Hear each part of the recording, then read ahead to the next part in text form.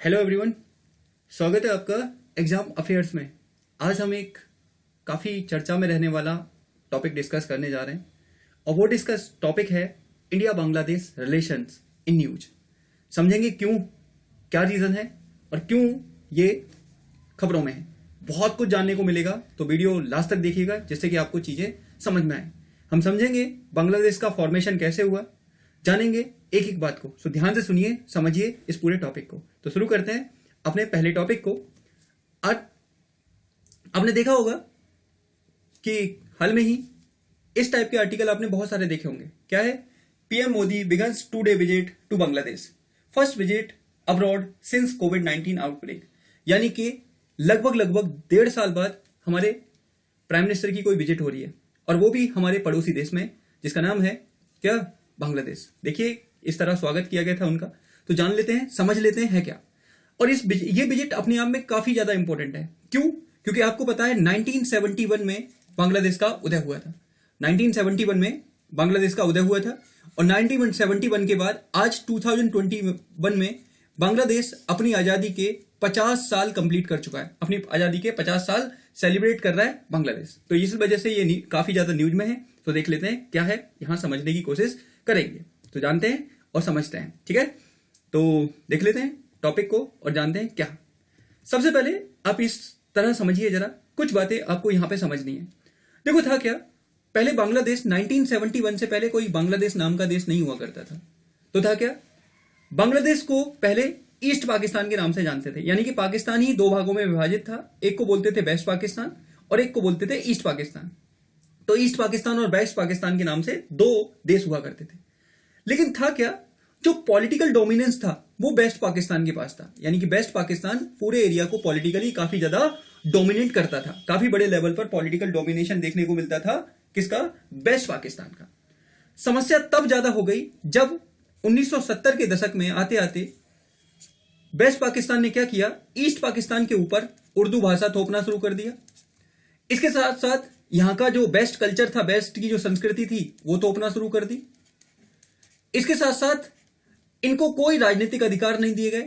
यानी कि ओवरऑल कहा जाए तो सारी पावर वेस्ट पाकिस्तान के पास थी। ईस्ट पाकिस्तान बिल्कुल आप कह सकते हो कि अनदेखी की जा रही थी ईस्ट पाकिस्तान की। तो जब अनदेखी की जा रही थी तो हुआ क्या, इन 1970s एक इलेक्शन होता है। 1970s में इलेक्शन होता है, और इस इलेक्शन में ईस्ट पाकिस्तान में एक पार्टी थी जिसका नाम था अवामी लीग। अवामी लीग क्या होती है, पूर्ण मेजॉरिटी के साथ पावर में आती है under the leadership of Sheikh Mujibur Rahman, जिन्हें हम बंगबंधु के नाम से जानते हैं। उनकी लीडरशिप में अवामी लीग जीत के आ जाती है। लेकिन वेस्ट पाकिस्तान के लीडर्स इस चीज को स्वीकार नहीं करते, और क्या होता है, शेख मुजीबुर रहमान को अरेस्ट कर लिया जाता है और उन्हें सरकार बनाने के नाम पर उन्हें जेल में डाल दिया जाता है। और जैसे ही उन्हें जेल में डाला जाता है और वेस्ट पाकिस्तान इस पूरे रीजन में सप्रेस करना शुरू कर देता है, ईस्ट पाकिस्तान वाले रीजन के लोगों को मारना, पीटना, रेप करना और बहुत तरीके के जेनोसाइड करना शुरू कर देता है, जिसकी वजह से बहुत बड़े लेवल पर लोग हमारे देश में विजिट करते हैं। जब हमारे देश में बहुत सारे लोग विजिट करते हैं तो होता क्या है, इसी समय हमारी प्राइम मिनिस्टर ऑर्डर दे देती है, किसको? अपनी आर्मी को, और वहीं से युद्ध होता है। अब हम थोड़ा सा यहां पे समझ लेते हैं और जान लेते हैं फिर क्या क्या हमें समझना है इसके बारे में। देखिए जरा, India enabled Bangladesh liberation in December 1971 when the militarily assistance in eastern East Pakistan to acquire freedom from the oppressive western wing, which unleashed a massive genocide of the own citizen of Bangla ethnicity. More than 10 million persecuted citizens of East Pakistan fled to India. कहने का मतलब है कि 1971 के समय waste Pakistan के द्वारा east Pakistan के लोगों को बड़े लेवल पर मारा गया, उनका जेनोसाइड किया गया, उन्हीं के देश के लोगों को ही मारा गया, इस्लामिक लोगों को ही मारा गया, बड़े लेवल पर मारा गया, जिससे बहुत सारे लोग, लगभग 10 मिलियन आप नंबर समझ रहे हैं, 10 मिलियन लोगों ने इंडिया में विजिट किया। अब जब इंडिया में आए वो लोग भारत में शरणार्थी बनकर आए, और भारत उस टाइम पर वैसे भी अनेक प्रकार की समस्याओं का सामना कर रहा था। तो ऐसे में इंडिया के सामने चुनौती थी कि आखिर इन शरणार्थियों की समस्या का समाधान कैसे निकाला जाए। तो उसी समय क्या किया, उसी समय भारत ने अटैक किया, किसके ऊपर? पाकिस्तान के ऊपर। और इनडायरेक्टली पाकिस्तान को सपोर्ट मिल रहा था चाइना का और यूएसए का। इनडायरेक्टली क्या कहे, डायरेक्टली कह सकते हो, सपोर्ट मिल रहा था। तो उसी टाइम पर हमारे सपोर्ट में आया कौन? यूएसएसआर। और यूएसएसआर के साथ हमने इसी समय पर एक मित्रता संधि साइन की थी 1971 में, जिसे हम फ्रेंडशिप ट्रीटी के नाम से जानते हैं, 20 साल के लिए। और इसमें हमने बहुत इंपॉर्टेंट रोल प्ले किया और पाकिस्तान को डिफीट कर दिया। और पाकिस्तान को डिफीट करके क्या किया? मजबूर कर दिया उन्हें ईस्ट पाकिस्तान छोड़ने पर। और फिर इस टाइप की कुछ तस्वीरें दिखी जिसे देखकर हम सब का सीना एकदम चौड़ा हो जाता है कि हमने किसको डिफीट किया? एक हमारे एनिमी को, जो पहले कभी हमारा ही हिस्सा हुआ करता था, लेकिन बाद में उनकी हरकतों का जवाब हमने समय समय पर दिया। ये हैं जनरल नियाजी और ये हैं हमारे भारतीय श्री अरोरा साहब, जिन्होंने 1971 के युद्ध में भारतीय सेना ने बहादुरी दिखाते हुए पाकिस्तान के लगभग 93,000 सोल्जर्स को सरेंडर करने पर मजबूर कर दिया और ये हस्ताक्षर किए। और इस तरह ईस्ट पाकिस्तान किस में कन्वर्ट हो गया? बांग्लादेश में कन्वर्ट हो गया, जिसे आज हम बांग्लादेश के नाम से जानते हैं। और वही बांग्लादेश आज अपना 50वां स्वतंत्रता दिवस मना रहा है, जिसके चीफ गेस्ट एक तरीके से आप कह सकते हो हमारे प्राइम मिनिस्टर मोदी बन के गए हैं। ये तो हो गई बात। अब देखो जब हुआ क्या, जब पाकिस्तान मतलब ईस्ट पाकिस्तान बन गया, ईस्ट पाकिस्तान से बांग्लादेश बन गया, तो शुरुआत में वहां पर डेमोक्रेसी आई। ठीक है, डेमोक्रेसी आई under the leadership of Sheikh Mujibur Rahman. Sheikh Mujibur Rahman की लीडरशिप में डेमोक्रेसी आई, वो देश के प्रधानमंत्री बने और सब कुछ स्मूथली चलने लगा। लेकिन हुआ क्या? In 1975 he was decided to change in their country. 1975 में उन्होंने डिसाइड किया कि वो अपने देश की शासन व्यवस्था में कुछ बदलाव करेंगे। और उन्होंने 2 बदलाव किए। क्या? इस डेमोक्रेटिक सिस्टम को, डेमोक्रेटिक जो पार्लियामेंट्री सिस्टम था उसको हटाकर प्रेसिडेंट से वहां पर ला दी। यानी कि डेमोक्रेटिक सिस्टम को हटाकर प्रेसिडेंट से ला दी कि सारी पावर अब प्रेसिडेंट के पास में होगी और अपने आप को प्रेसिडेंट इलेक्ट कर लिया। इसके अलावा अपनी पार्टी आवामी लीग को छोड़कर बाकी जितनी भी पार्टियां थी उन सभी पार्टियों को सस्पेंड कर दिया। और जैसे ही उन सभी पार्टियों को सस्पेंड किया तो क्या हुआ ये कि वहां पर सेना ने विद्रोह कर दिया under the leadership of Ziaur Rahman. Ziaur Rahman की लीडरशिप में सेना ने विद्रोह कर दिया और विद्रोह करने के बाद शेख मुजीबुर रहमान की उनके परिवार के लोगों के साथ हत्या कर दी गई। और बांग्लादेश में किसका शासन आ गया? सेना का शासन आ गया, जिसके लीडर कौन बने? मैंने अभी बताया, जियाउर रहमान। कौन बने? जियाउर रहमान। ये आपको याद रख लेना है, जियाउर रहमान बने लीडर। और जियाउर रहमान ने अपनी एक पार्टी बना ली जिसका नाम था बांग्लादेश पीपल्स पार्टी। इन्होंने पार्टी बनाई और पार्टी के बेस पर इलेक्शन लड़कर आए और ये वहां पर क्या बन गए? प्रेसिडेंट बन गए।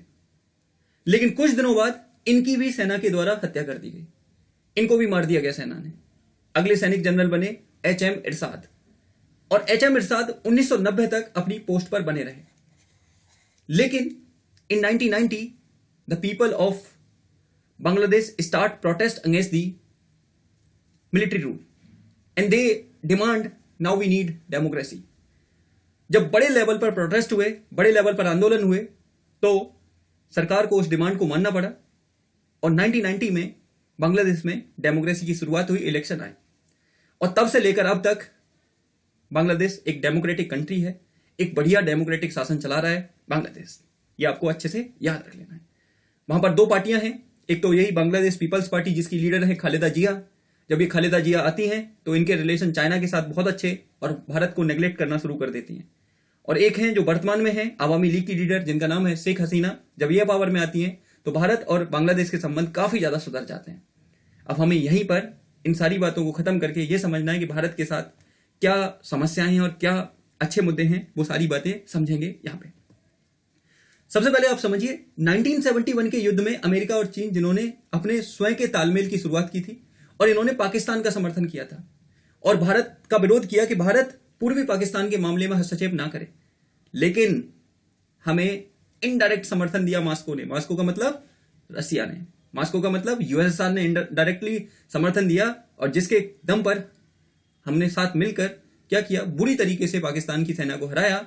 और आपने देखा होगा, अभी मैंने दिखाया, कुछ इस टाइप की तस्वीरें देखने को मिली जिसको हम सबको देखकर एकदम अलग सा फील होता है कि हाँ, हमने भी ऐसा किया है। तो ये अपने आप में काफी गौरवान्वित करने वाली बात है, काफी प्राउड वाली बात है हमारी सेना के लिए, हमारे देश के लिए और बांग्लादेशी लोगों के लिए। चलते हैं आगे। अब हम जानने की कोशिश करेंगे कि किन मुद्दों को लेकर हमारे और बांग्लादेश के बीच में सहयोग है और किन मुद्दों को लेकर तनाव है। तो सबसे पहले हम देखेंगे एरियाज ऑफ कंसर्न, यानी कि तनाव के मुद्दे। किसके मुद्दे?